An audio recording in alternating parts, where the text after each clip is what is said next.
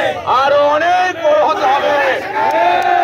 Word Awami লীগের সভাপতি সাধারণ সম্পাদকের প্রতি নির্দেশ থাকবে, আমরা সভাপতি সাধারণ সম্পাদক আমাদের বলতে চাই, প্রত্যেক ওয়ার্ড থেকে মিছিল নিয়ে আসতে হবে।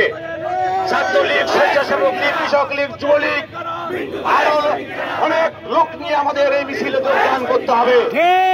আমরা বলতে চাই, আমরা যখন রাজনীতি করেছি, আজকে তারা কথা বলছে, তাদের সেদিন আমরা খুঁজে পাই নাই।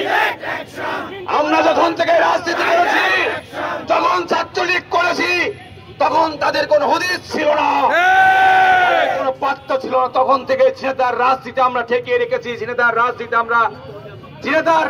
আমরা গড়েছি নিজ হাতে। এই রাজনীতির মালিক আমরা।